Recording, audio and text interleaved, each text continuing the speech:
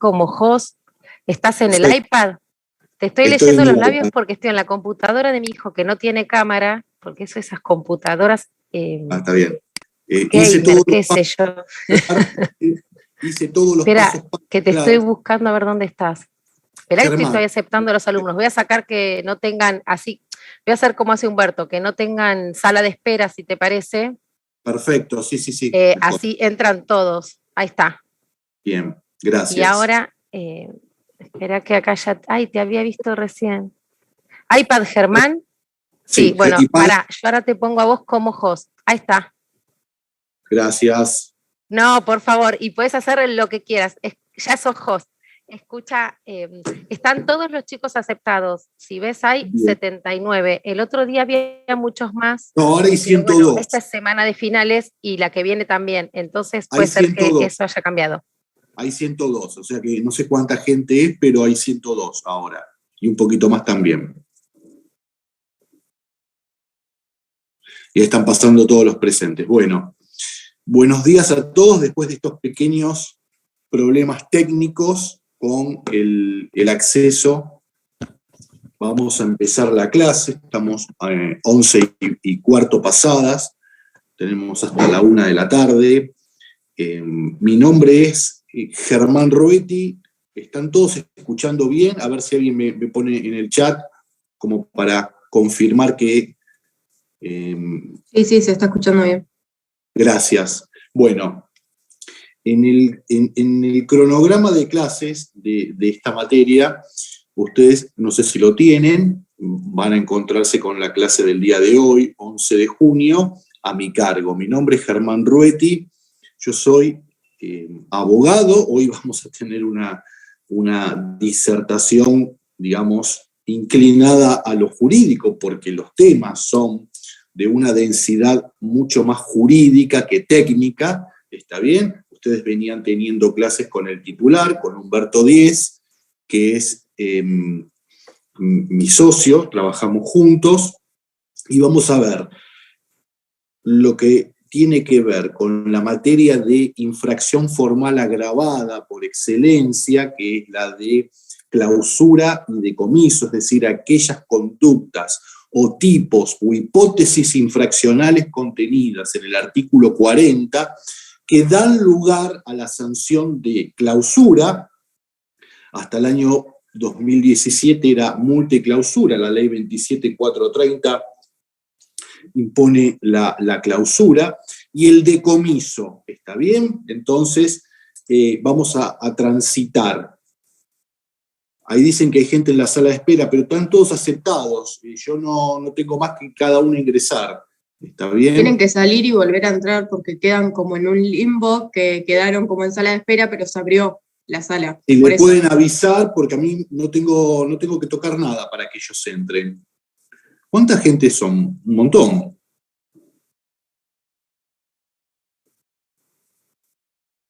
Ahí me dicen.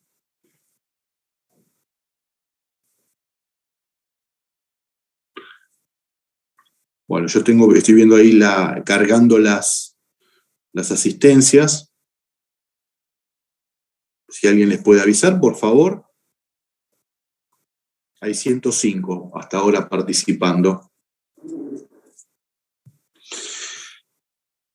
Bueno, sigamos. Pero antes que ver lo que es esta infracción del artículo 40, tienen que tener ustedes, entiendo yo que esto ya es parte de una modalidad adoptada por los profesores anteriores, tienen que tener la ley 11.683, a mano, ya sea en una separata, en un papel impreso, o tener acceso a Infolec, ley actualizada, 11.683, dado que yo voy a llevar adelante la disertación. Yo conozco las normas, conozco el procedimiento, pero ustedes van a tener que o leer en alguna medida o seguir, está bien, a medida que vamos avanzando con la temática, con las normas. Fundamentalmente las normas que vamos a tratar son las del artículo 40, está bien, artículo 40.1, después hay alguna serie de normas de procedimiento, fundamentalmente y en esencia la del artículo 41 que vamos a ver,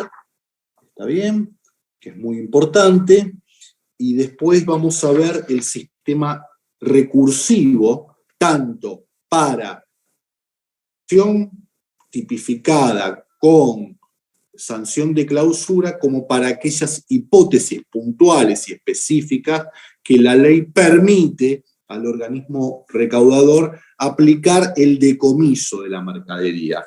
Las dos normas que nos conllevan a un régimen recursivo están por fuera de este capítulo, ¿está bien? Están en otro capítulo, en el capítulo 9, artículos 77 y 78.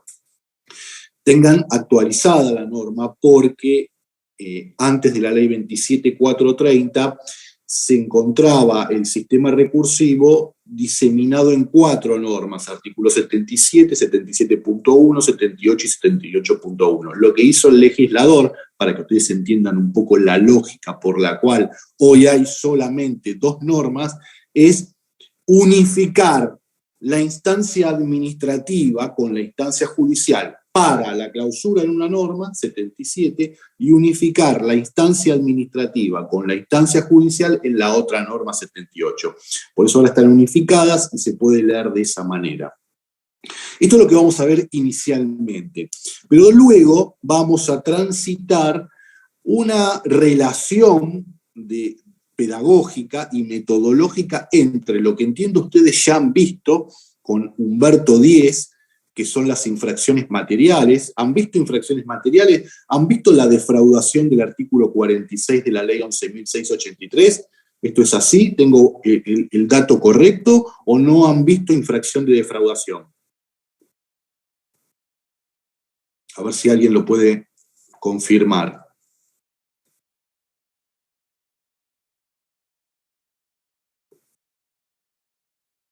Bueno, nadie.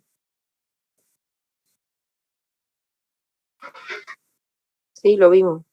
Bien, ahí alguien confirma. Entonces, habiendo ustedes visto las infracciones materiales de la ley 11.683, en esencia el artículo 46, seguramente el 47, que contiene presunciones de dolo, y el artículo 48, que tiene retención indebida, desconozco si han profundizado con el 46.1 y 46.2, que establecen 2 hipótesis infraccionales puntuales, una de aprovechamiento indebido y otra de simulación dolosa de cancelación de obligaciones impositivas o previsionales.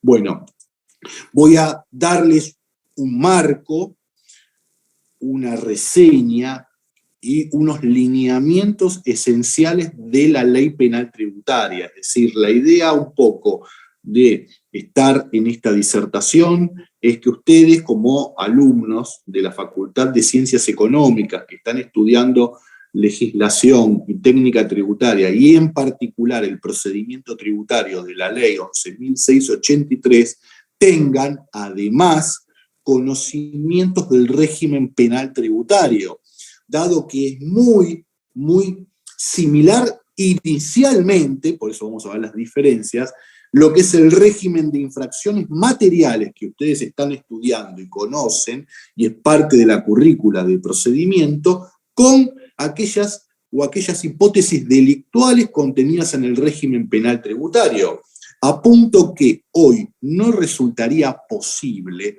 poder desconocer en el ámbito profesional los delitos de la ley penal tributaria que castigan la evasión tributaria y aquellas conductas que infringen dolosamente a las obligaciones tributarias. Entonces, la idea es darles la reseña y el andamiaje propio de la ilicitud formal para luego entrar en la última media hora, 40 minutos, ya estamos en 11:30, vamos a tomarnos una hora para hablar de la sanción de clausura, y luego, en la última media hora, una relación, correlación y conectación entre lo que ustedes ya han visto, defraudación y demás ilícitos materiales de la ley 11.683 y el régimen penal tributario. ¿Está bien?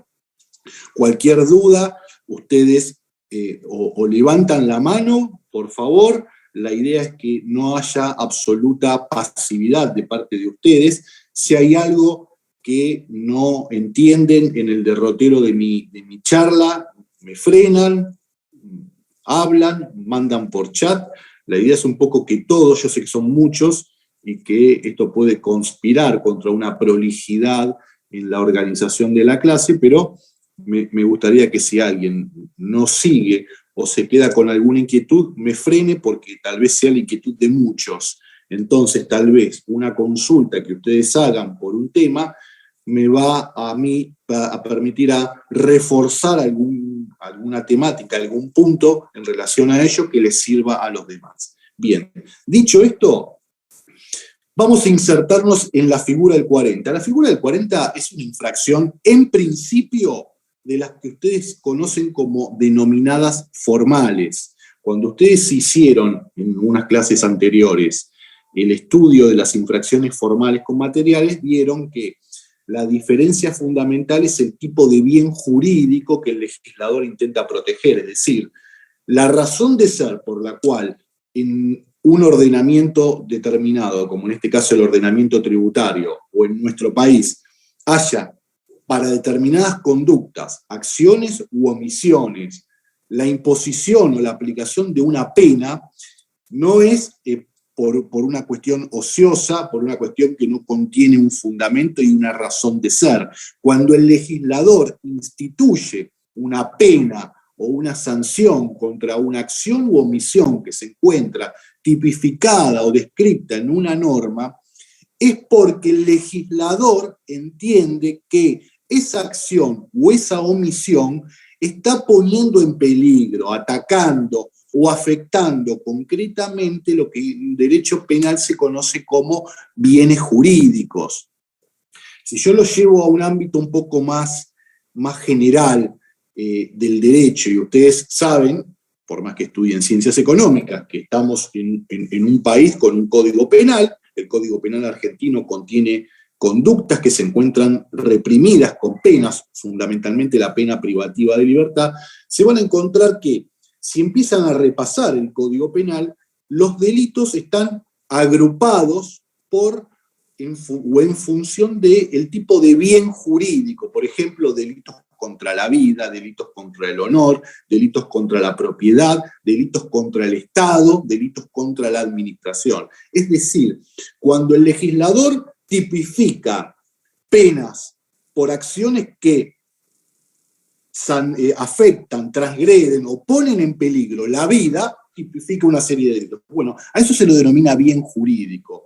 No sería viable, razonable y constitucionalmente aceptable que un Estado establezca en sus leyes una pena por una conducta que no infringe un bien jurídico. Entonces siempre podemos disentir, creer que ese bien jurídico no es lo suficientemente fuerte como para protegerlo, cualquiera sea la motivación. En algún momento, la Corte misma dijo que el consumo de estupefacientes amenazaba a la humanidad toda. Esto no hace mucho tiempo, hace en la década del 90, cuando la Corte tocó en decidir por la validez de la represión a quien consumía estupefacientes, dijo que ello era así porque afectaba a la humanidad toda. Y hoy la misma Corte, distinta composición, claro está, nos dice que no hay que sancionar a quien consume estupefacientes. Entonces, esta es la variable que el legislador nos da.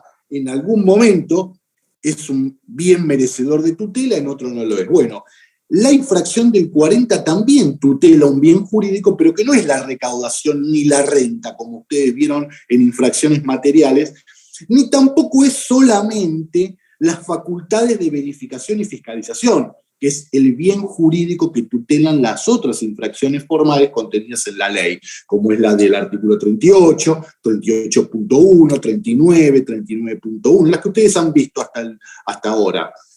El 40 tiene un mix, una mixtura entre las facultades de verificación y fiscalización. El legislador no quiere que determinadas conductas infrinjan las potestades del organismo recaudador tendientes a verificar a los contribuyentes, pero también la Corte, en un emblemático fallo denominado Mickey, porque era un fallo de clausura a un comercio cuya razón social o nombre de fantasía era Mickey, dijo que cuando el legislador castiga con clausura de establecimiento, lo que está además es tutelando, protegiendo el mercado. ¿Qué quiere decir esto? Ahora vamos a ver los tipos o los principales tipos.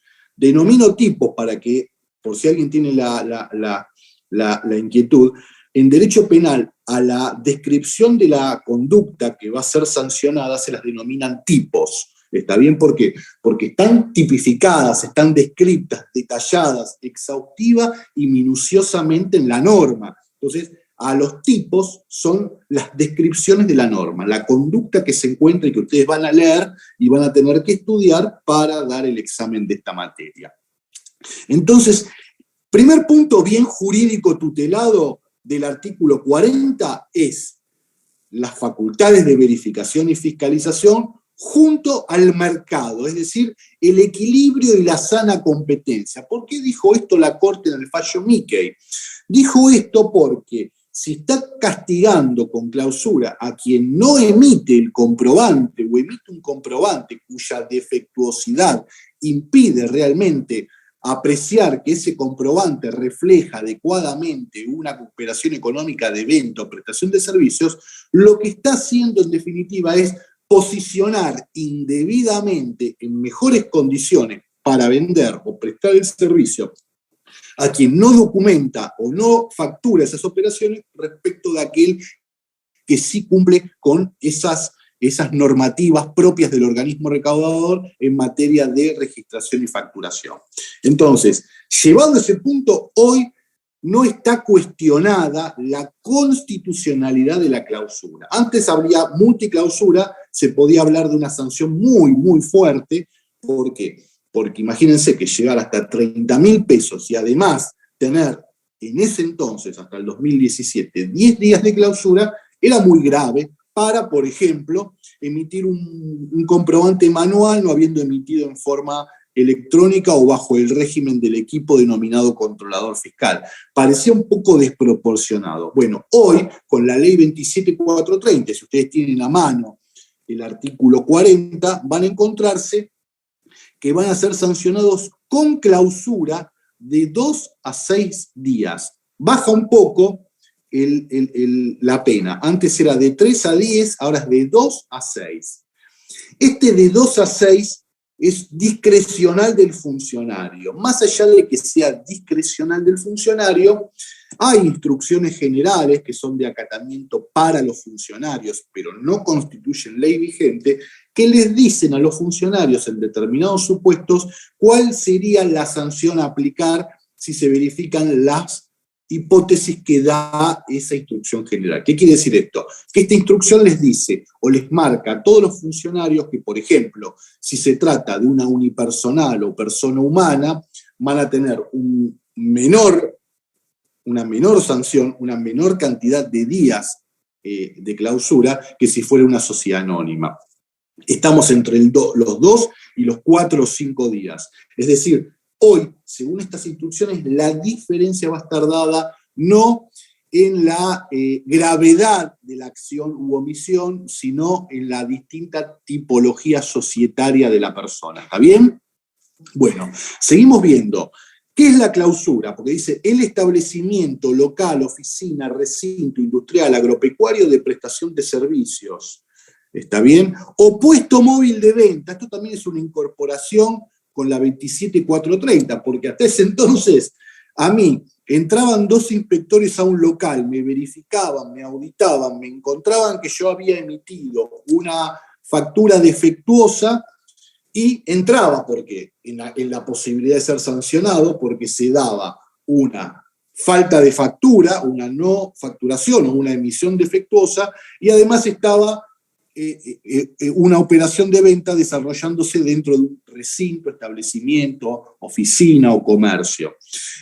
A diferencia de si yo tenía una manta o un puesto para la venta de choripanes, está bien, en la costanera, no tipificaba porque eso no era ni una oficina, ni un recinto, ni un lugar fijo, etcétera, etcétera, etcétera. Bueno, esto podía dar lugar a una cuestión de atipicidad. El hecho se comete pero no dentro de un lugar de los que se encuentran descriptos. Tengan presente que cuando ustedes analizan infracciones y analizan delitos, estamos hablando de estas como de las que ustedes ya han analizado, hay una regla muy fuerte, que también es la regla que impera en el derecho tributario sustantivo o material, cuando hablan de obligaciones tributarias y de hechos imponibles, que es la tipicidad y la prohibición de analogía. ¿Saben lo que es la prohibición de analogía? ¿Por qué se justifica la prohibición de analogía? Tanto para la interpretación de un hecho imponible como para interpretar una conducta disvaliosa. ¿Por qué creen que se prohíbe la analogía, si es que saben lo que es la interpretación analógica? ¿A alguien se le ocurre? ¿A nadie? Porque además es complicado de interpretar y además es difícil de verse. ¿Es difícil de? De verse, de ver la manifestación. Sí, todo lo que se ha interpretado puede ser difícil o fácil dependiendo del contexto y de lo que se interpreta. Tal vez para mí o para ustedes interpretar una norma civil sea un poco complicada, y para alguien que no hace tributario, interpretar una norma tributaria sea lo más complicado y sea lo más sencillo interpretar una norma civil. El fundamento de la prohibición de analogía tiene que ver con la definición misma de analogía. La analogía es una interpretación por la cual a un hecho que no se encuentra de los contenidos en la norma jurídica como previstos, ¿está bien? Pero es similar, hay una razonabilidad o hay una similitud con otro hecho que sí se encuentra previsto, bueno, dicen, a ese hecho que no está previsto en la norma, pero que es similar con otro hecho que sí está previsto, bueno, se le aplican las consecuencias jurídicas de esa norma que está llamada a regular el hecho previsto. Pues eso es analogía. Yo tengo un hecho A que está contenido en la norma, que es el establecimiento físico. Puede ser sancionado con clausura. Tengo un hecho B, el puesto móvil de venta. Un puesto móvil de venta no es un establecimiento físico e inamovible. Entonces, pero son similares porque tanto en los dos yo puedo vender los chupetines o los choripanes que tengo para vender. Bueno, entonces, por analogía, yo lo que haría, si no existiera la prohibición de analogía, es decir, bueno, el legislador no dijo puesto móvil, pero como quiso decir lugar donde se vende, también lo sanciono. Bueno, esto no es posible, precisamente por un tema que ustedes tienen que saber en esta materia, que es el principio de legalidad. Todo lo que no está previsto exhaustivamente en la norma no está alcanzado, primero para la materia tributaria, y todo lo que no está previsto en la infracción no está penado. Entonces, como no es posible hacer eso, el legislador lo incorpora. Bien, ¿qué es la clausura? El primer punto es saber qué es la sanción. La clausura constituye un cese como sanción penal, y en este caso sanción de la ley 11.683, un cese temporal en el ejercicio del comercio por parte de aquel que ha sido considerado infractor. Por eso la clausura importa el cierre temporal por los días que dure la sanción para ejercer el comercio. El legislador prevé este concepto, ¿está bien? Y lo van a encontrar ustedes en el artículo 43 de la ley, que también van a tener que estudiar para dar esta parte de la materia. Fíjense qué importante, porque es el cese temporal para el ejercicio del comercio, no para el desarrollo de la actividad en general del sujeto. Artículo 43. Durante el periodo de clausura cesará totalmente la actividad en el establecimiento, salvo la que fuere habitual para la conservación o custodia de los bienes o para la continuidad de los procesos de producción que no pudieran interrumpirse. Y hay algo más, no se podrá discontinuar o suspender el pago de salarios o obligaciones previsionales sin perjuicio del derecho que tiene el empleador a poder disponer o ubicar el personal de la forma en que autoricen las normas aplicables. Por eso, en definitiva, y en los hechos, cuando a mí me intentan clausurar el comercio de venta de anteojos o el comercio de venta de producción de alimentos, lo que voy a castigar es el comercio, la venta propiamente dicha, porque la clausura es casi una infracción que castiga aquellos supuestos en donde se infringen normas en la venta, y sobre todo en la venta al menudeo o en la venta al consumidor final. Esto no es posible, la figura del 40, aplicarse cuando la operación comercial se desarrolla entre dos inscriptos empresa. ¿Por qué? Porque la verdad que los dos inscriptos empresa, yo le vendo botellas, yo fabrico y vendo botellas y viene otra empresa y compra las botellas como insumos o bien de uso para incorporarlas en su actividad. En verdad, no hay nada que implique en la ley de impuesto al valor agregado, que tiene su propio régimen de imputación del débito fiscal, que yo tenga que emitir el comprobante en ese momento. Entonces, es claro que en ese momento puede no haber emisión de comprobante, y lo único que puede haber es la emisión de un remito, que es el documento amparatorio del traslado. Lo que castiga esta figura, precisamente, es la venta o la prestación del servicio en ese momento. Por eso, en la práctica, yo ejerzo la profesión en forma liberal desde el año 98, las veces que he defendido la sanción o el procedimiento de aplicación de clausura o de decomiso, se trata de casos en los cuales es un comercio chico, es el comercio a la calle, es el comercio donde el inspector puede entrar junto con otro actuante, con otro funcionario y labrar el acta. Peluquerías, restaurantes, confiterías, bares, kioscos y en alguna medida shopping o locales dentro de un determinado establecimiento. ¿Está bien? Estoy viendo si nadie pregunta, bueno. Entonces, primer punto, ya saben. La diferencia con el decomiso, que está bien, que está incorporado, si ustedes tienen a mano, está bien, la norma, es para determinados supuestos, está en el 40.1. En los supuestos en los que se detecte la tenencia, el traslado o transporte de bienes de mercadería sin cumplir con los requisitos del C o el E. El C es el traslado de mercadería sin respaldo documental o no tener conservados los documentos respaldatorios de la mercadería.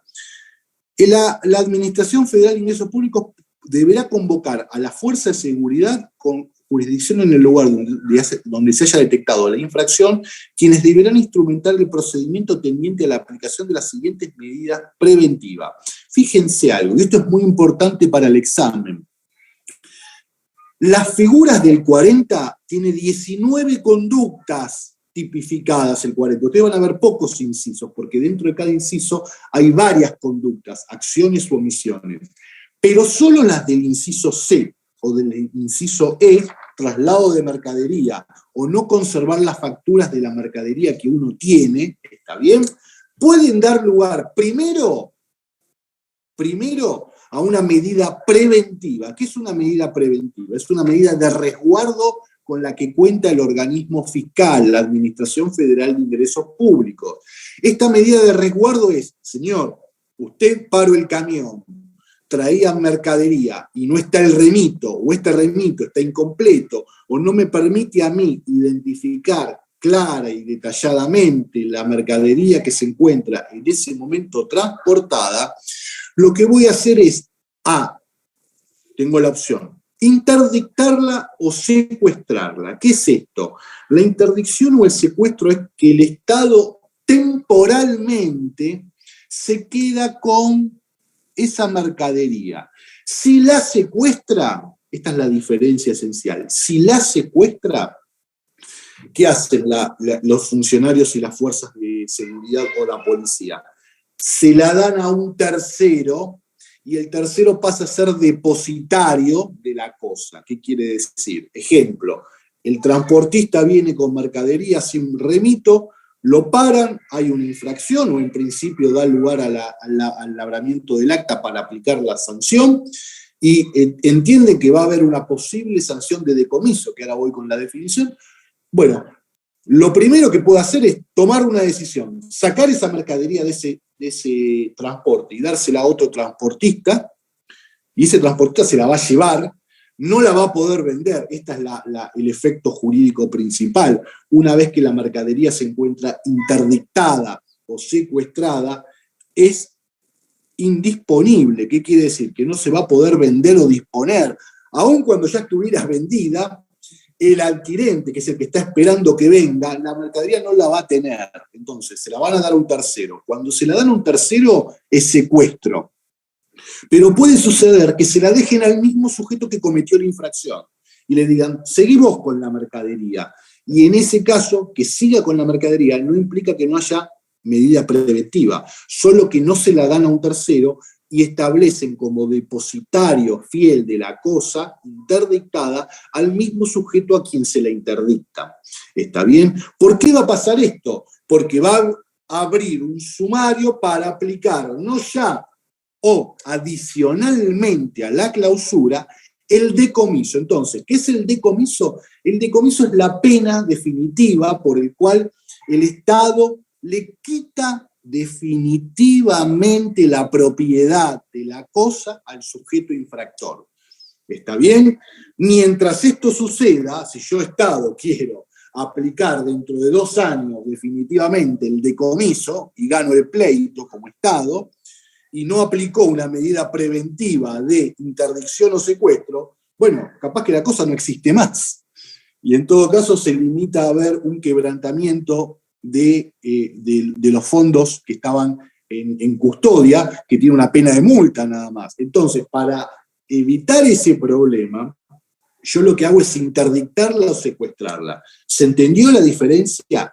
El decomiso es la pena, como la clausura también lo es.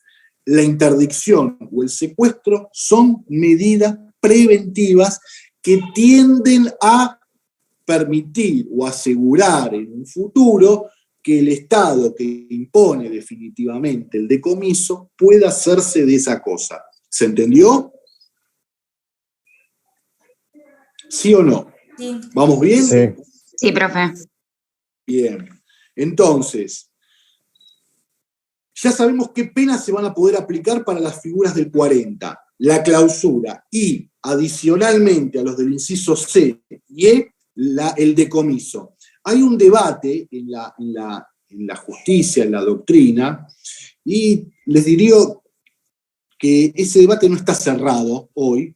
Yo les digo cómo actúa la AFIP. Y es qué pasa cuando se produce el traslado de mercadería, como marca el inciso C, sin respaldo documental. Ahí puede haber decomiso, pero tampoco impide la aplicación de la clausura, porque también se inserta dentro del artículo 40 que establece la clausura. Entonces dice, una misma conducta, un mismo hecho, el transportista se llevó la mercadería en el camión y no se llevó el remito, o se llevó un remito trucho. ¿Por qué? Porque no cumple con las condiciones. O, si lo quieren ver, no para el ámbito nacional, para el ámbito provincial, no pidió el COT para el traslado de mercadería en la provincia de Buenos Aires, que esto es muy común y que también da lugar al decomiso. Pero la ley no en ningún momento, el artículo 40 y el artículo 40.1 dice que ese hecho que puede ser sancionado con decomiso desplaza la clausura. No dice nada. Entonces, en la práctica, he tocado defender supuestos en los cuales el propio organismo quiere aplicar las dos, la clausura y el decomiso.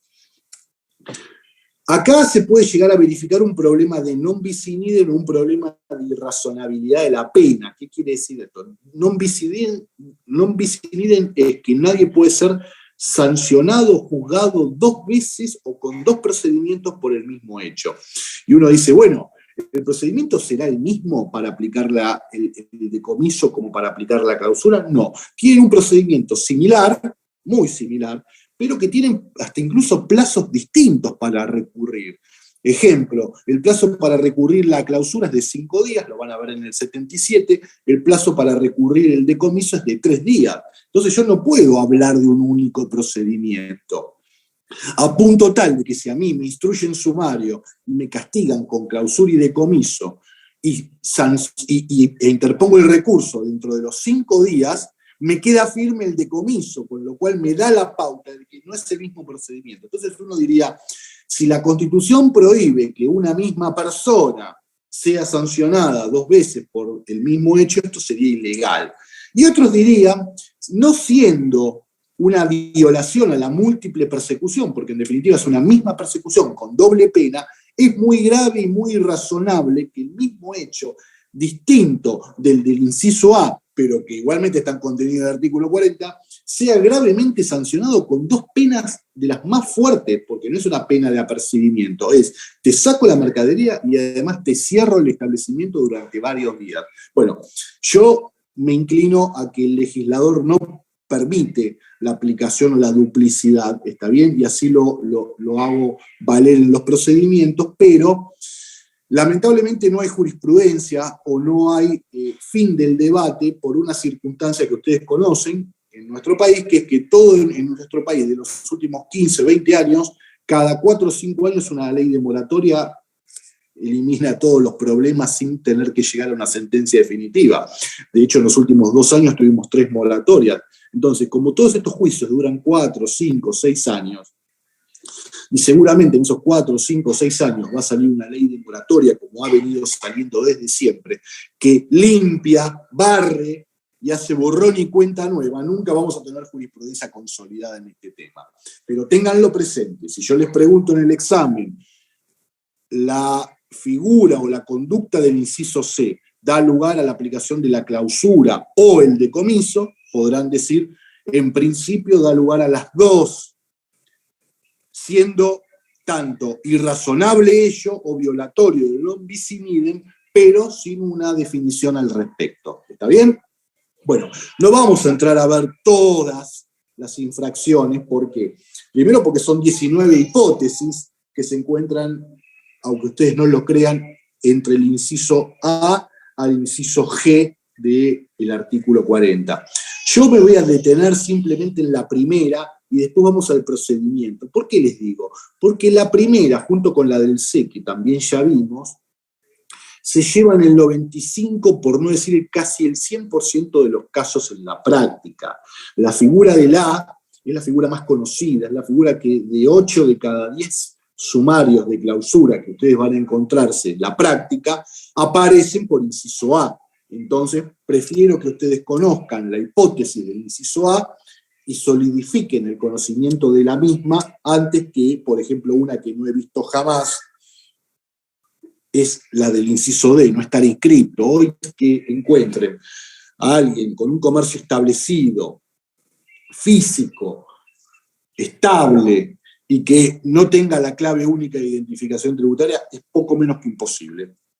Entonces, si no lo tuviera, obviamente va a ser sancionado con clausura. Y después veremos qué más, pero en principio la figura más conocida es la del A. El A que me dice, no emitir facturas o comprobantes equivalentes por una o más operaciones comerciales, industriales, agropecuarias o de servicios que se realicen en las formas, requisitos y condiciones que establezca la FIP. Fíjense que si ustedes están con la ley, van a encontrarse con una pequeña adenda o nota aclaratoria que dice que esto fue modificado con la ley 27430 del 29 de diciembre del 2017. ¿Y por qué? Porque antes contenía, adelante de todo, se suprime la parte inicial, no entregaren, no emitieren comprobantes. Entonces, en ese entonces, hasta el 2017, había una discusión de si, ¿qué pasaba? Por ejemplo, había un comercio, yo soy el inspector, María Eugenia Rojo vendía productos, está bien, y entra Agustina Verazadi a comprar un producto, María Eugenia Rojo emite el comprobante, emite el ticket, pero como muchas veces pasa que nos molesta, Agustina Verazadi se va del comercio, sale corriendo porque estaba apurada y no se lleva el ticket. Y a la salida es parada por 2 funcionarios, así sucede en la práctica, y los 2 funcionarios le preguntan, ¿a usted le ha sido entregado el ticket? Y Agustina Verazadi, antes que decir, sí, me lo entregaron o me lo quiso entregar, pero fui yo quien no lo acepté, va a decir, no me lo quiso entregar, nunca me lo entregó esta persona. Entonces, ahí aparecen los problemas. Entonces, el gran debate es la mera circunstancia de no entregar algo que está emitido, porque si no estuviera emitido, claramente entro dentro de la segunda conducta, que es no emitir factura. Pero habiendo emitido factura y no habiéndola entregado, ¿tiene el mismo disvalor de la acción que el hecho de directamente María Eugenia guiñarle el ojo a Agustín y decirle, mirá, te lo dejo más barato y sin factura? Me parece que claramente el legislador no estaba o no contemplaba correctamente esta situación. En el libro que yo realicé en comentario a la ley 11.683, tomé una posición y dije que la figura de no entregar es atípica porque supone la no emisión, es decir, la no entrega supone la no emisión. Si se emitió, no hay tipo. Y por eso no podía estar nunca autónoma o desvinculada de la no emisión. Bueno, para evitar estos problemas, el legislador claramente, perdonen, pero me dio la razón, lo quitó. Claramente esto no era posible sostenerlo en ningún lado y lo sacó. Por eso ahora, fíjense que las conductas que se encuentran en el 40, no es una, son dos, antes eran tres. Tanto castiga al que no emite, Daniela Bonanno no emite, como a Julio Fabricio, que emitió incorrectamente. ¿Por qué? Porque hizo una factura con CAI vencido o hizo una factura manual teniendo el controlador fiscal para después él anularla y quedarse con la venta. Esas son las dos conductas. Una es un comportamiento omisivo, no emitir, y la otra es un comportamiento comisivo, emitir defectuosamente. ¿Está bien? El monto, no omití analizarlo porque este monto viene del año 1990, el monto de los 10 pesos, lo que eran $10 en ese momento. La ley 24765 incorpora el monto de los 10 pesos y en nuestro país jamás, desde que la 24765 incorporó que por encima de los 10 pesos era sanción de clausura, ¿está bien? Es decir, yo, si no emitía por un chupetín de 8 pesos, tenía un problema de tipo formal, pero no con sanción de clausura, porque estaba por debajo del monto mínimo. Bueno, hoy la verdad que no desconozco si existe algún producto, bien o servicio que valiera menos de 10 pesos, ¿está bien? Y si lo hubiere y valiera 5 pesos, bueno, eso no está castigado. ¿Se entendió hasta acá la hipótesis? ¿Alguien tiene alguna consulta para hacer antes de ver el procedimiento?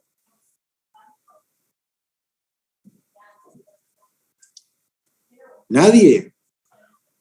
¿O nadie está escuchando o están todos en sintonía con la charla? Profe, una consulta. Bien. A ver, la consulta. Cuando usted habla de emitir defectuosamente o no emitir la factura, siempre estamos hablando del mismo inciso, ¿no? El inciso A, o el emitir defectuosamente sí. Es otro inciso. No tienen que tener ustedes a mano para leer. Están leyendo el inciso A. No emitir facturas o comprobantes equivalentes, fíjense, en las formas, requisitos y condiciones que establezca la FIP. Evidentemente, no emitir entra, pero también entra emitir, no en las formas y condiciones. ¿Está bien? Claro, cuando habla de formas, ahí está hablando de emitir defectuosamente. Exactamente. Ok. Gracias. ¿Alguna otra pregunta?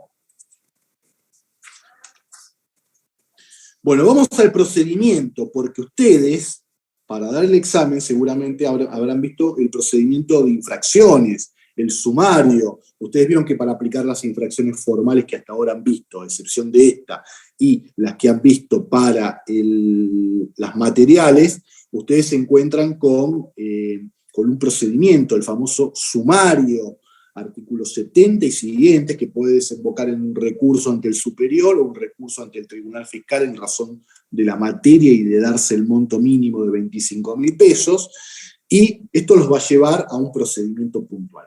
La clausura y el decomiso no participan de ese procedimiento sumarial. Pregunta de examen: ¿puedo ir al Tribunal Fiscal cuestionando una clausura? No se puede ir porque precisamente la figura del 40 y sus hipótesis infraccionales se encuentra con un procedimiento específico, puntual, distinto, con una vía recursiva absolutamente diferente a las restantes infracciones. ¿Está claro? El procedimiento está en el 41, anótenlo, y los recursos en el 77 y en el 78.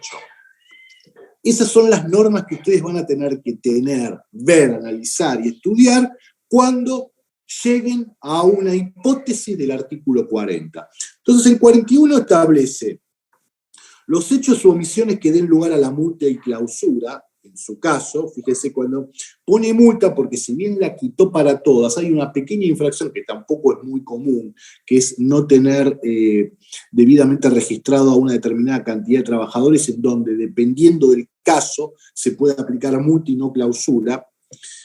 A la suspensión de matrícula, licencia o registro habilitante, esto fue puesto con la 2475, también si yo, por ejemplo, mi comercio, o mi fábrica dependía de un registro, también me podían suspender durante 10 días en ese registro. Hoy la verdad es que nunca lo aplicó el organismo recaudador, es letra muerta.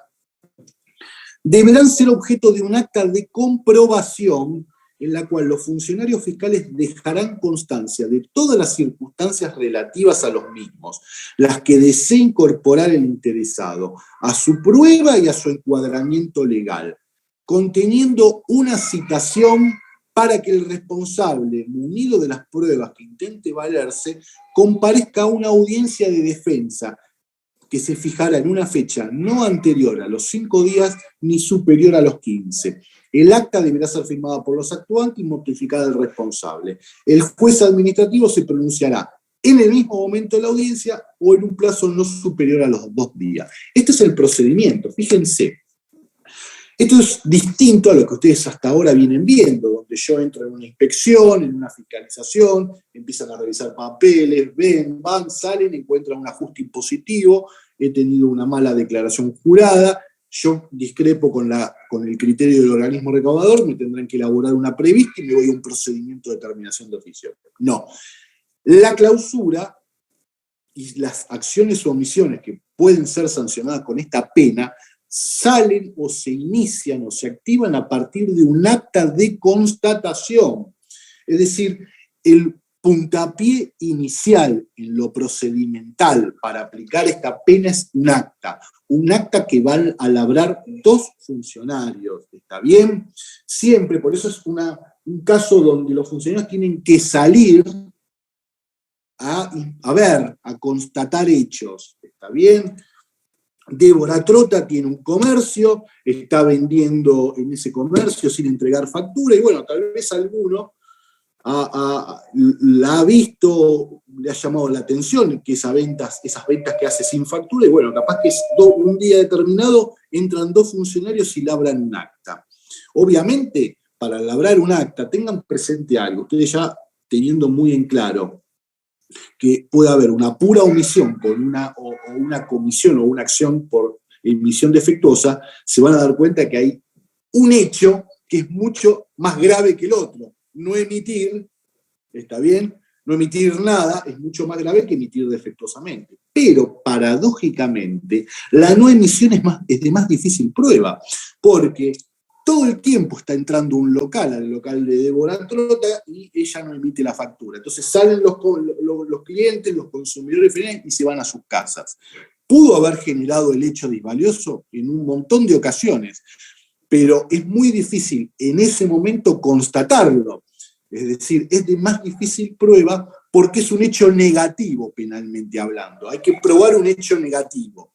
En cambio, si ella emitió un comprobante manual que no reúne las condiciones mínimas para ser considerado válido, cuando entren 2 horas después, ese comprobante va a estar, y la prueba de la hipótesis y de la infracción que van a querer aplicar se encuentra respaldada por ese mismo papel. ¿Se entiende esto? Entonces, en el primer caso, la forma de constatar en el acta es, por ejemplo, parando al cliente, diciéndole, ¿usted qué, se hizo algo? ¿Se hizo un corte de cabello? Sí, me lo hice y no me dieron ninguna factura, yo me hice todo este peinado así salvaje, y me cobraron un montón de plata y nadie me dio un comprobante. Entonces, ahí los funcionarios van a decir, bueno, dígame su nombre, qué servicio pidió, cuánto pagó, etcétera, etcétera. Y ahí van a intentar, por eso dice, respaldar la prueba de la constatación.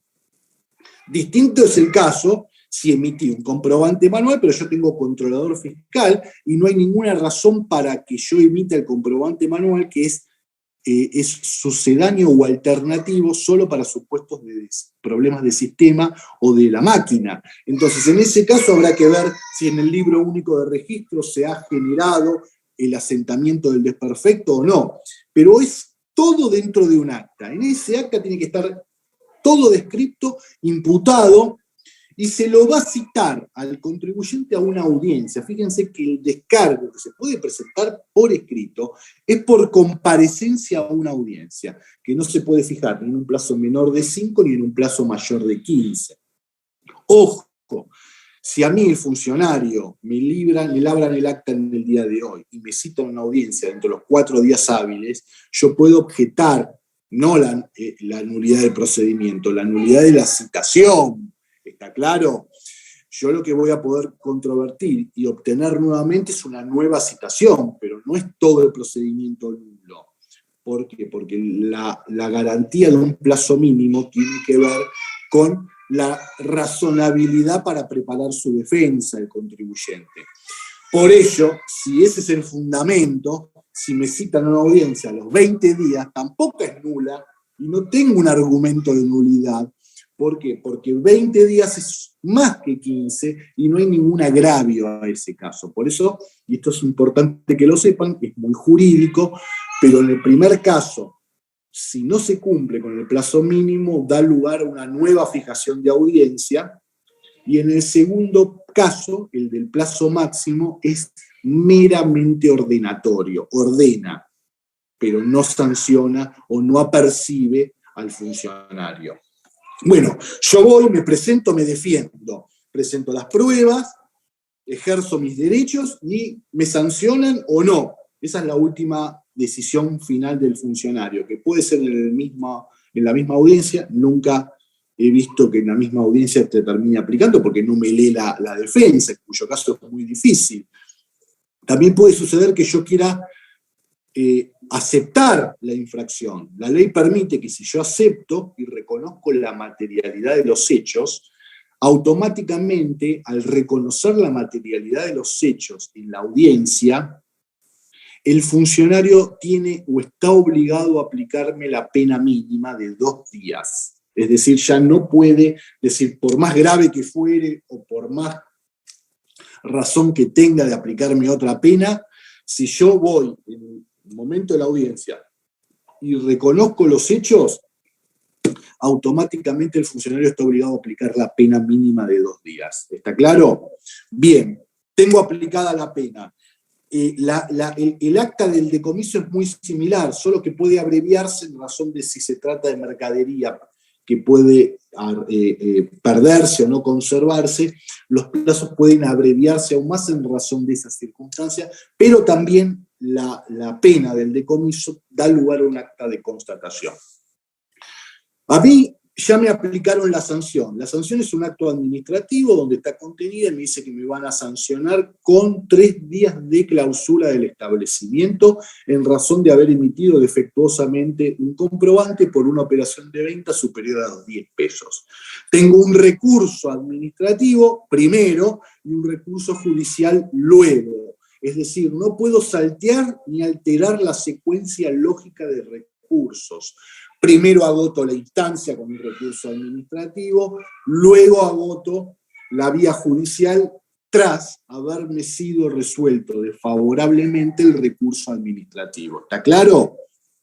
Esto está en el 77. Vamos a leer el 77, que es un artículo largo, porque acá unificó el legislador lo que estaba en el 77 y 78 antes, y el 77.1 y 78.1 pasó al 78, que es muy similar, sabiendo uno y modificando el plazo van a saber el otro. Con lo cual, el primero que ustedes tienen que estudiar y ver muy bien es el 77. ¿Qué dice el 77? Las sanciones de clausura y suspensión de matrícula, licencia, inscripción en el registro, cuando proceda, ya dijimos que nunca procede, serán recurribles dentro de los 5 días por apelación administrativa ante el funcionario superior que designe la FIP, quienes deberán expedirse en un plazo no mayor de los 10 días. La resolución será recurrible, a la que se refiere la anterior, será recurrible por recurso de apelación ante los juzgados en lo penal económico, dentro de la capital federal o juzgados federales en el interior del país. El escrito del recurso deberá ser interpuesto y fundado en sede administrativa dentro de los 5 días de notificada la resolución. Verificado el cumplimiento de los requisitos, dentro de las 24 horas de formulada la apelación, deberán elevarse las piezas al juez competente, ¿está bien? Y a partir de ahí se aplican las normas del Código Procesal Penal de la Nación. La decisión del juez de primera instancia será apelable. Los recursos previstos, esto es muy importante, es pregunta de examen, ¿está bien? Los recursos previstos en este artículo serán concedidos al solo efecto suspensivo. Entonces, lo primero que ustedes tienen que separar son los tantos. Esta norma contempla un doble sistema de recursos. Uno administrativo, primero, y luego, en caso de ser resuelto desfavorablemente. Si yo tengo un primer recurso administrativo ante la propia FIP y me dice, tiene razón, no cometió la infracción, me voy a mi casa y no hay otra instancia más porque es el propio organismo. No hay contraria o contraparte que pueda apelar esa decisión. ¿Está claro? El segundo recurso se verifica en tanto y en cuanto la decisión del primero sea, obviamente, rechazar mi recurso administrativo. Los dos tienen el mismo plazo, 5 días. Se apela y funda en el mismo acto. Esto es importante, tal vez para ustedes sea una cosa que no es muy común o no la vieron nunca en su facultad. En derecho, decir que se apela y funda en el mismo acto es la excepción. Las apelaciones en el sistema del ordenamiento general son, por un lado, la apelación y los fundamentos por el otro. Acá, en la ley 11.683, en este punto, es más proclive a lo que son los recursos o los procedimientos administrativos, donde la apelación y el fundamento de la apelación van en el mismo acto, ¿está bien? Y se resuelve, tengan presente algo, me resuelven desfavorablemente el primer recurso, también tengo que interponer y fundar el recurso judicial ante la propia FIP. Yo no puedo ir en forma autónoma a un expediente que no existe en la justicia penal económico. La justicia penal económico va a recibir, van a llevar el carrito con el expediente a la cámara competente, la cámara va a recibirlo, le va a dar entrada y lo va a activar. Entonces el recurso se presenta y funda ante la propia AFIP que rechazó el recurso anterior. ¿Está bien? Y también es 5 días. La única diferencia, y esto es pregunta de examen, es que el plazo, si bien se interpone ante la propia FIP, el plazo es judicial. ¿Qué quiero decir con esto? Que rigen los plazos del Poder Judicial. Entonces, si por alguna razón estuviesen suspendidos los plazos judiciales, los 5 días, pese a que lo interpongo en sede administrativa, se cuentan hábiles judiciales porque simplemente actúa como receptor, como mesa de receptoría la FIP. ¿Se entendió esto? Bien. No sé si se entendió, pero hasta que alguien escribe, a ver. En el proceso penal, exactamente, en el proceso penal sí va a tener calidad de parte. ¿Por qué? Porque cuando lo reciba el juez, la justicia competente es la justicia penal. ¿Qué quiero decir esto?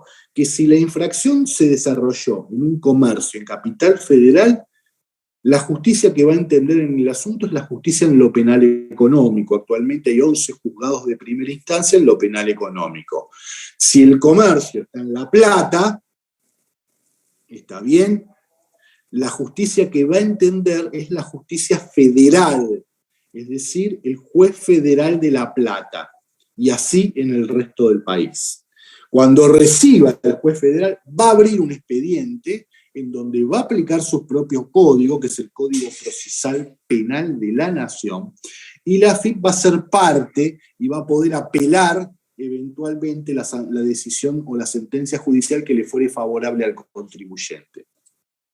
En todos los casos, esto es una modificación que impuso la ley 27430, esto es importante, en todos los casos tiene efecto suspensivo. ¿Qué quiere decir esto? Esto era un problema muy interesante. En el año 96, esta norma se modifica, este procedimiento, y se disponía que la resolución que recaía en la apelación administrativa podía ser ejecutada, aun cuando yo apelara a la justicia. ¿Esto qué generaba? Un problema muy grande. ¿Cómo puede ser? Yo voy a la justicia y antes de que la justicia resuelva, que normalmente se toma 6, 7, 8 meses, un año o 2 años, la clausura ya me la fijaban. ¿Cómo recompongo una clausura que ya sufrí? La faja roja, con el componente, digamos, valorativo que eso conlleva. Hoy seguramente si ustedes ven una faja roja en un comercio, por más que diga DGI, van a creer que dentro de ese comercio se lo clausuró porque había ratas gigantes que se comían a la gente, porque eso es el imaginario popular. Por más que sea la faja de DGI, dice, bueno, acá entonces encontraron un bicho gigante muy similar no sé, a un prehistórico, entonces no compro nunca más en la vida, cuando en definitiva es un proceso técnico como estos, en donde en definitiva estamos viendo si emitió bien o no emitió bien, si registró la operación, no la registró, etcétera, etcétera. Entonces, para evitar algo que es irremediable, y es que yo gane el pleito y la sanción ya me fue efectivizada, bueno, ¿qué pasó? Pasó que alguien fue en amparo ante la Corte, año 96 fue en amparo ante la Corte, y en el año 98 la Corte emitió un fallo fundamental en la materia, Lapidus contra DGI sobre amparo, 28 de abril del 98, ¿está bien? Ahí está entrando Valencia, ya terminando, estamos entrando, Comisión 1 regular a las 12:30, no sé cómo generan ustedes después la regularidad. No, se me quedó tildado el teclado ahí, así que faltaba el enter. Bueno. Eso, no, estaba antes. Y antes del proceso. En ese momento, ese efecto devolutivo era aplicar la pena, efectivizarla y no esperar a la justicia, era inconstitucional, claramente, porque ningún juez penal se había pronunciado al respecto. Bueno, la Corte, pregunta de examen, tema de examen, fallo Lapidus contra DGI sobre amparo, sentencia de Corte, 28 de abril de 1998, declaró la inconstitucionalidad del artículo 77 de la ley 11.683. Es decir, la convirtió en letra muerta. Como en nuestro país todo tiene sus tiempos, desde el año 98 hasta el 2018, no sé qué son esos ceros que están mandando una consulta o hay alguien que escribió, no sé qué quiso escribir, está bien. Desde el año 98, que fue declarada inconstitucional, hasta el año 2018, esa norma estuvo en la ley, vigente, solo que inconstitucional, es decir, no aplicada.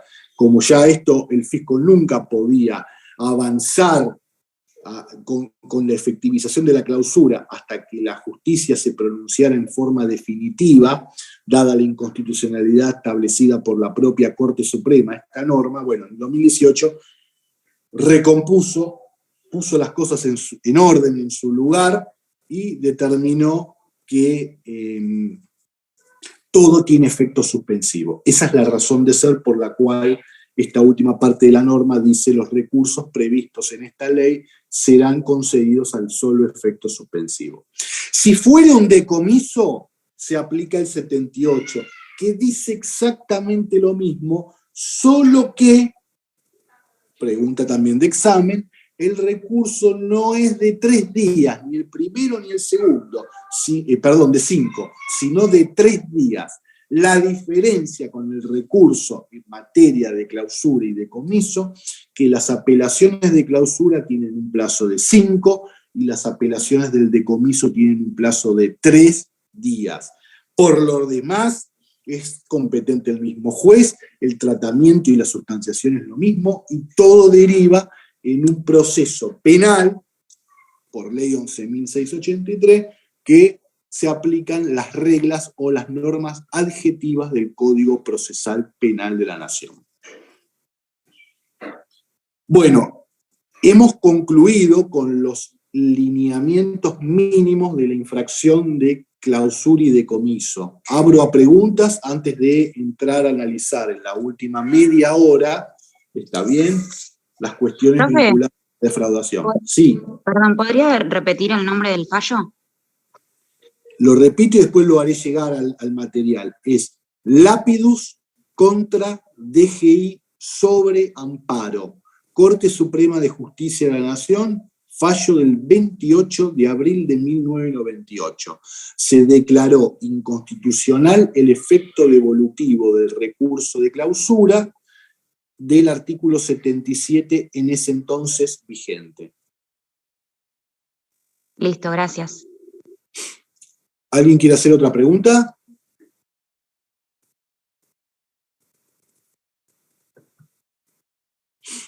No, por el momento no, profe. Bueno, entonces vamos a hacer ahora una relación con la defraudación. A ver, ¿alguien que recuerda la infracción de defraudación? ¿O alguien la tiene a mano, la infracción de defraudación? A ver si alguien puede leerme el artículo 46, que ustedes vieron la clase pasada con el profesor Humberto Díez, la infracción de defraudación.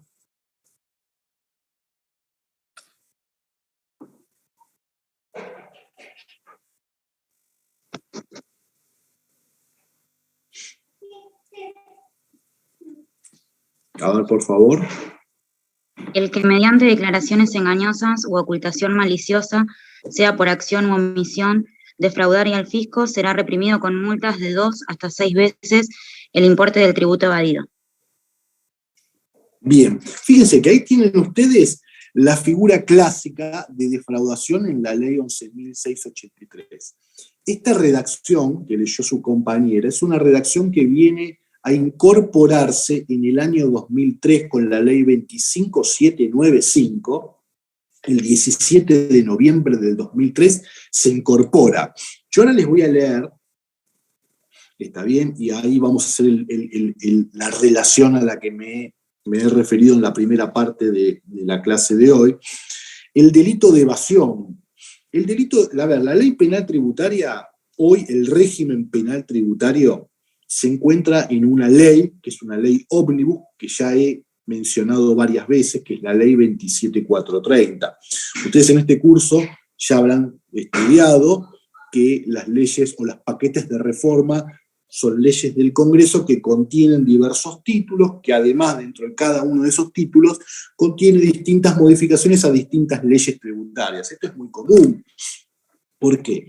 Porque no hay un código unificado tributario, también no hay un código civil comercial de la nación que tuviese su similar en materia tributaria. Entonces, cada aspecto tributario tiene una ley. Entonces, que un legislador quiera hacer una modificación integral, la única forma de hacerlo es mediante los que ustedes conocen como los denominados paquetes de reforma.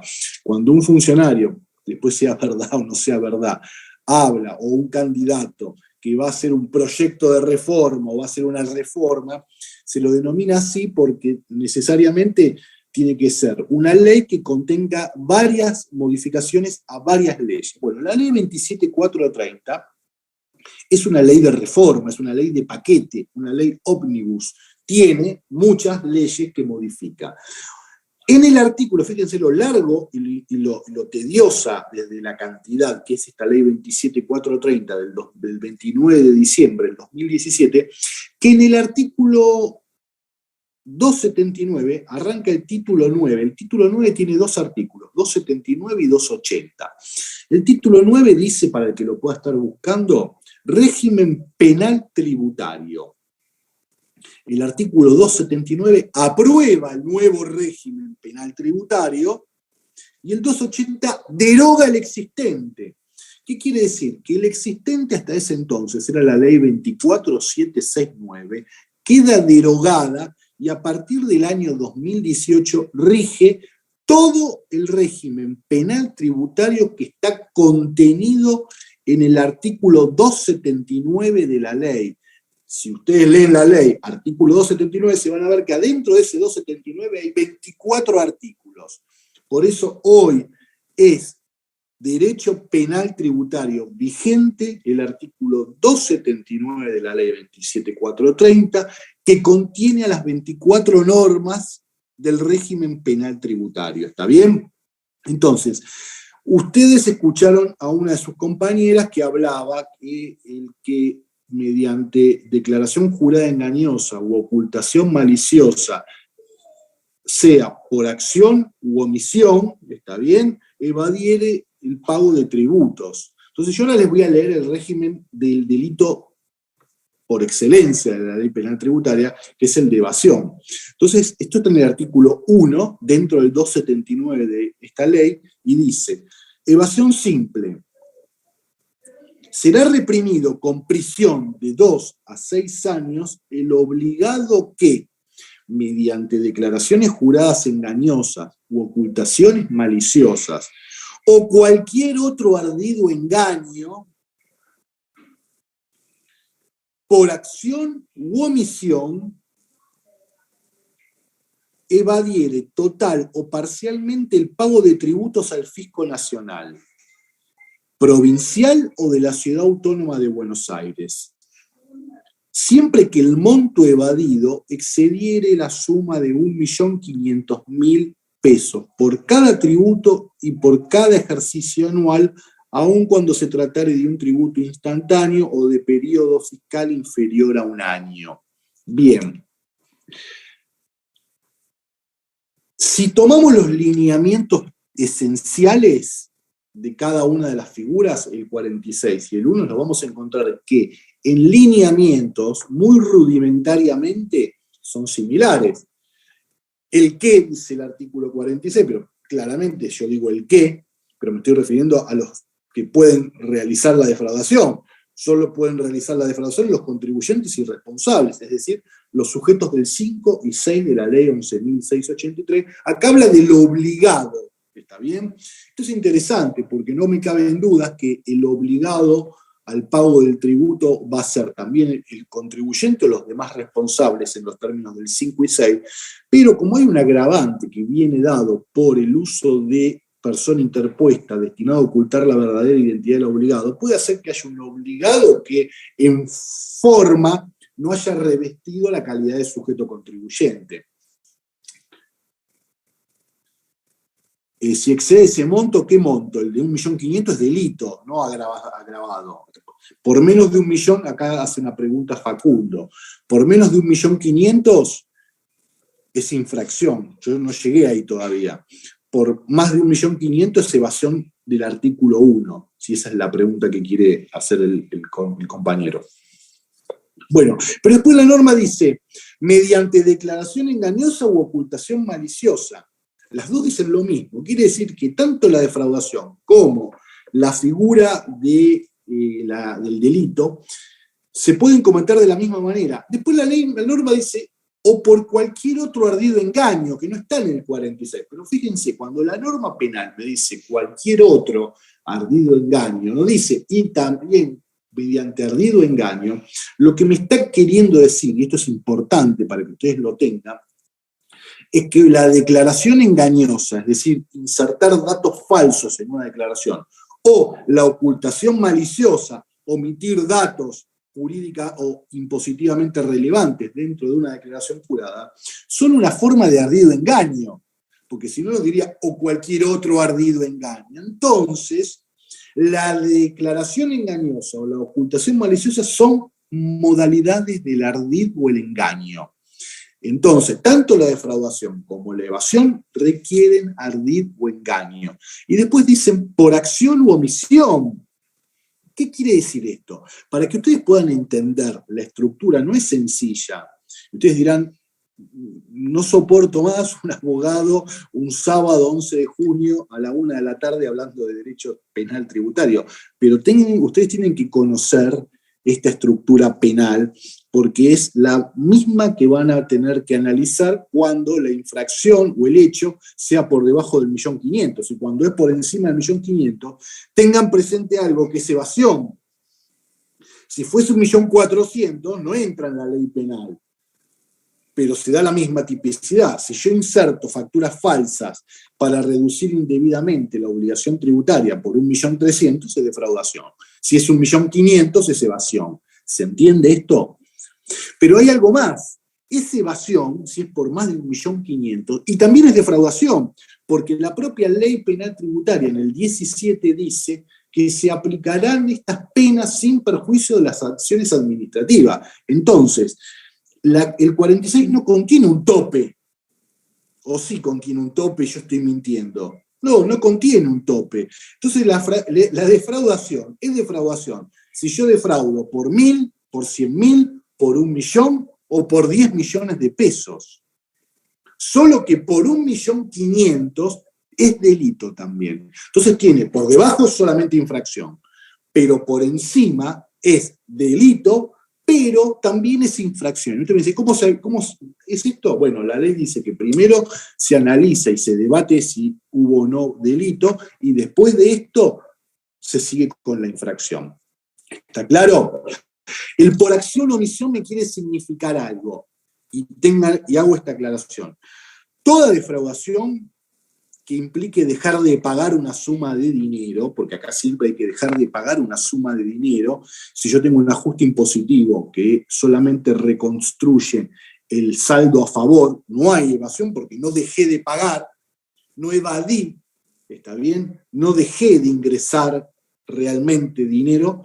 Entonces, si yo tengo que dejar de ingresar dinero por menos de 1.500.000 o por más de 1.500.000, siempre en el tramo final del tipo es una omisión. No pagar lo que tenía que pagar, no ingresar lo debido. Siempre es una omisión.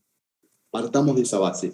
Pero en el trayecto, porque este es el tramo final, en el trayecto la conducta también puede ser por omisión o por acción. ¿Cuándo sería por acción? Cuando presento una declaración jurada falsa. Y como consecuencia de ello, no pago. Entonces fíjense que tiene dos tramos de conducta: la acción de falsedad y la omisión de no pagar lo realmente debido. Pero también puede haber una omisión en el trayecto y una omisión en el final. ¿Cuándo sería? A ver, ¿qué ejemplo me podrían dar de pura o doble omisión de la evasión?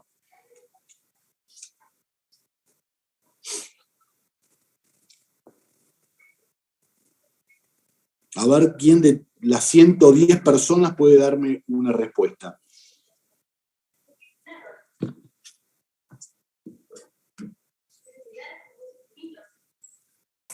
Cuando no emite directamente ningún comprobante. No, emitir comprobantes no, porque vos con no emitir comprobantes no estás perfeccionando una obligación. Es no hacer algo, pero ¿qué sería? ¿Puede ser que no declare un ingreso y que después tampoco pague el impuesto por ese ingreso? Es no presentar la declaración jurada. ¿Está bien? Porque si yo omito un dato, por ejemplo, dejo de ingresar una venta, un resultado económico, lo inserto en una declaración, pero la omito. Yo presento la declaración jurada, pero en vez de declarar ingresos por 10 millones, declaro ingresos por 8. ¿Está bien? Eso es una declaración engañosa. La omisión, que es a la que se refiere la norma cuando dice sea por acción o omisión, es no presentar absolutamente nada. Y como consecuencia de no presentar, sí, mentalmente, en el caso de presentarlo, hubiera tenido que pagar más de 1.500.000, bueno, se produce el tipo penal. Esto es lo que todos o la mayoría entiende, pero hay un problema que ustedes no lo van a resolver hoy, está bien, porque es un problema que tampoco yo tengo resuelto, y es cómo distingo, porque ustedes también vieron el artículo 45 de la ley, cómo distingo al que evadió dolosamente, porque esto es un delito doloso, si el de defraudación también es doloso, ustedes lo vieron con el profesor Humberto Díez, la defraudación es tener intención de defraudar, el dolo es intención y voluntad de realizar la defraudación. ¿Cómo la diferencio esta no presentación de la declaración jurada con la no presentación de la declaración jurada del artículo 45 de la ley, que apunta a la mera negligencia o falta de cuidado en la presentación? Es un tema muy complicado. O sea, yo no hice absolutamente nada y evadí. Carolina Oviedo no hizo absolutamente nada, pero simplemente omitió en los términos del 45. ¿Cómo diferencio? El problema es muy fuerte, porque la pura omisión, si yo inserto datos falsos y meto una factura falsa en la declaración jurada, no hay ninguna duda que hay ardido engaño y es consistente con el dolo. En cambio, si yo presento una declaración jurada donde me equivoqué en la interpretación técnica de una evaluación de stock, evidentemente ahí pude haber tenido una negligencia en la conformación de la declaración, pero no tuve dolo, ahí no hay ninguna tergiversación dolosa de la obligación. Entonces yo puedo distinguir, meto un comprobante trucho, dolo, valúo mal un bien, bueno, me equivoqué, usé una interpretación que no era la esperada, omisión, dolo y culpa. El problema se me verifica a mí cómo distinguir el dolo de la culpa cuando no hice absolutamente nada, es decir, cuando no presenté la declaración jurada. Es un problema muy complejo, pero a los fines de lo que yo les quiero explicar es que esa acción u omisión a la que se refiere el tipo penal es esto que me acabo de reseñar. ¿Alguien tiene alguna duda con este tramo del análisis? ¿Se puede dar situaciones o casos en las que se omita o se ignore o, no sé, u otra cosa de tentativas de realizar pagos sobre deudas que se haya tenido? ¿Cómo sería? No entendí. Tentativas de realizar pagos. Sí, por parte del fisco o Estado o el benefactor que sea beneficiado por la deuda que tiene, o sea, como contribuyente, se puede decir. Mira, no entiendo el caso. A ver, esto es muy sencillo. Vos presentás vos tenés un vencimiento para presentar tus declaraciones juradas. Sí. Vos no presentás una declaración jurada, es un hecho. Sí. Y vos no la presentás, pero tenés un balance, está bien, que ajustado es el punto de partida para hacer tu declaración, y si yo hiciera la declaración te da 2 millones de pesos a pagar. Bueno, no lo haces, no presentás nada. Eso es un hecho, por omisión. Sí. Ahora, vos presentaste una declaración jurada, es más, vos fuiste y presentaste una declaración jurada por 5 millones de pesos de saldo a pagar, y lo pagaste y te pusiste la corbata y parece que está todo muy bien. Pero metiste una gran cantidad de comprobantes falsos en esa declaración, y en vez de haber tenido que pagar 5 millones, como lo hiciste y lo fuiste y lo pagaste, tuviste que haber pagado 8 millones, o sea, tenés una diferencia de pago de 3 millones. Estos dos casos, a los fines penales, son evasión tributaria, no hay ninguna diferencia. Uno puede decir, pero ¿cuál será más disvalioso? Bueno, es que después en el terreno de lo disvalioso entrarán las gradaciones, pero los dos entran en el tipo penal en principio. ¿Está bien? Siempre que se supere el monto, y a esto voy, porque la norma dice, dejar de pagar o evadir es no pagar, más de 1 millón, un importe superior al 1.500.000, ¿está bien? Y dice qué forma hay de contarlo. Esto parece una tontería, porque uno no se imaginaría no contarlos por tributos separadamente, pero tengan presente que la mayoría de estos casos que dan lugar a las denuncias son ajustes impositivos donde hay procedimientos de determinación de oficio que ustedes han visto, donde un mismo hecho, por ejemplo, doy el mismo porque me calzan todos. Tener facturas falsas de compra me puede dar repercusión en 3 tributos distintos. En IVA, falsedad del crédito fiscal; en ganancias, falsedad del gasto; y en salidas no documentadas, artículo 40 hoy de la ley 2628 en su texto ordenado. Salida de fondos con respaldo documental falso, aplico la tasa impositiva del 35 sobre el importe de la factura. Fíjense que usualmente estos procedimientos que desembocan en procesos penales tienen hipótesis o acciones que pueden repercutir en varios. Por eso el legislador distingue.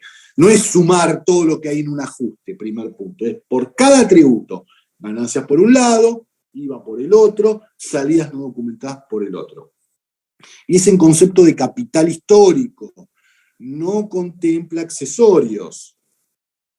Esto tiene una razón de ser. Si yo, por el periodo fiscal 2017, evadí 1.490.000 y me descubren hoy, la deuda es más de 1.490.000. Es 1.490.000 más tal vez 1.500.000 de interés. Ahí hay una deuda de 3 millones, pero a los fines penales se cuenta y no es delito porque el capital es 1.490.000. La razón es de lógica pura. Si yo voy a sancionar un momento determinado, al momento en que se consuma el tipo penal, el momento de consumación, en el derecho penal es esencial consumar el delito. Cuando yo mato, la consumación del delito es cuando maté a la persona. Bueno, acá cuando evado, la consumación del tipo penal, es decir, mi conducta finaliza completamente el día en que presento la declaración jurada falsa o el día del vencimiento si no la presenté. Es ese día donde se me tiene que indagar a mí. Si no, se daría la ilogicidad de que sería delito por un hecho no ajeno a mí, que es el devengamiento de los accesorios. ¿Se entiende por qué es por capital y por cada tributo? Y sí, por cada ejercicio anual. ¿Qué quiere decir? Que siempre es por año. Ustedes no van a tener ningún problema si cuentan ganancias, porque en ganancias es un tributo periódico de ejercicio anual, de periodo fiscal anual, que se presenta 4 meses después de perfeccionada la obligación tributaria. Ninguna duda cabe. Es esa declaración jurada la que tengo que indagar. Pero, como la ley dice, es anual el monto, aun cuando se tratare de tributos de periodo fiscal inferiores a un año, o instantáneos, como puede ser salidas no documentadas, y de periodos fiscales inferiores a un año, como es el IVA, que es instantáneo, pero además de periodo fiscal mensual, en ese caso también es anual. Si no, sería francamente discriminatorio, en perjuicio del contribuyente de ganancias, contabilizar el por mes en IVA y por año en ganancias, porque es muy difícil que por mes pueda haber lo que está, pero es más difícil llegar a 1.500.000 en IVA si solo los contara por mes, porque bastaría que yo evadiera 1.499.000 por mes para no entrar en el tipo penal. Eso también se cuenta por año, y se toma el ejercicio calendario, y se toman las 12 posiciones de IVA, ¿está claro? Bueno, este es el delito. Cuando todo esto se produce, yo ya activo el aparato procesal penal. Salgo de la figura de defraudación por un tiempito hasta que se desarrolle el proceso penal y entro en el proceso penal. Antes de concluir, hay muchas más cosas, pero quiero que ustedes tengan 3 o 4 tips o ideas fuerza de la ley penal tributaria. En primer lugar, en la ley penal tributaria hay bienes jurídicos tutelados. No solamente se protege, esto es pregunta de examen, a la nación a través de el castigo por evasión de tributos nacionales, sino también provinciales y de la ciudad autónoma. Es decir, que la ley penal tributaria, a diferencia de la 11.683, también castiga evasiones de impuestos locales. Ingresos brutos, si yo evadí en un año más de 1.500.000, es delito de la ley penal tributaria. Y esto no está en la ley 11.683, está en el Código Fiscal de la provincia, pero a los fines penales también, porque se protege tanto la hacienda pública nacional como las haciendas públicas provinciales y de la Ciudad Autónoma de Buenos Aires. Primer tip. Segundo, También se protege la seguridad social. Acá hay delitos previsionales. Es decir, también se castiga la evasión de los recursos de la seguridad social, tanto por evasión previsional como por retención indebida de aportes. Entonces hay un segundo bien jurídico, que es la seguridad social. Tercera idea de la ley. También hay delitos comunes, es decir, delitos en donde indistintamente se transgrede a los tributos como a lo previsional. Está la simulación dolosa de pago, la alteración dolosa de registros, está la insolvencia fiscal y tenemos la asociación ilícita tributaria, que es que 3 o más personas se hayan juntado con la finalidad de cometer o ayudar a cometer delitos tributarios. Entonces, ya hay una figura autónoma en donde se da, paradójicamente, que los que cometen la asociación ilícita no evaden sus propios impuestos, sino que ayudan a evadirlos, ¿está bien? Y por último, para ir ya terminando,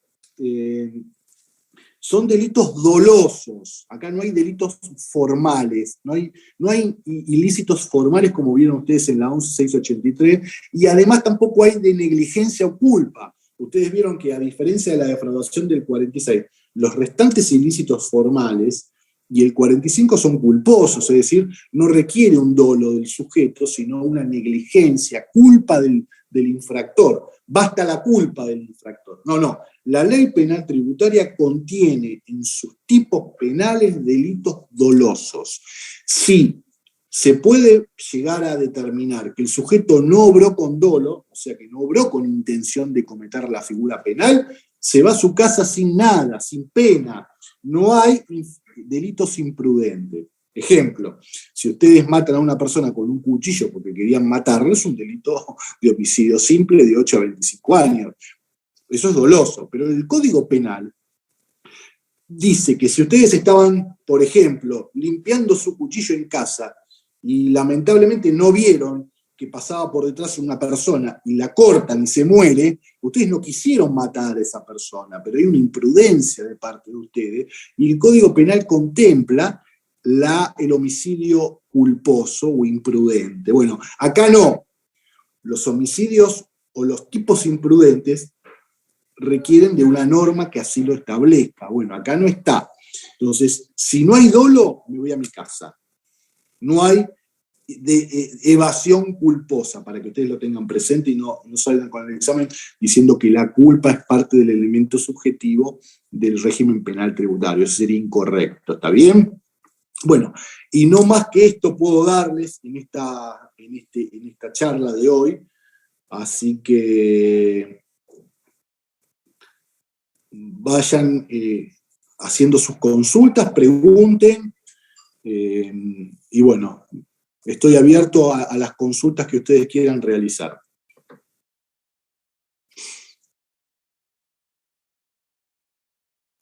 Entonces, profe, dijo, la culpa no es parte del elemento subjetivo del régimen penal tributario. No hay delitos culposos.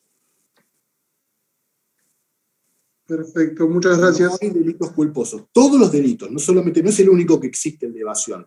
No tengo, salvo que tenga otra clase en algún otro momento, pero tenemos la evasión simple, la evasión tributaria agravada, que contiene 4 tipos agravatorios, tenemos el aprovechamiento indebido de subsidios tributarios, la simulación de cancelación dolosa de obligaciones, tenemos la apropiación indebida de tributos. Hay un montón de tipos penales.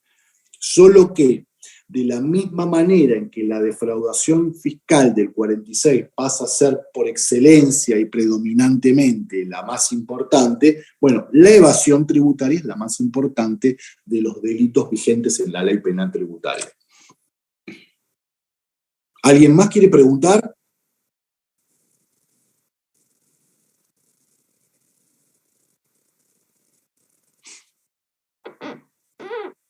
Bueno, entonces les deseo un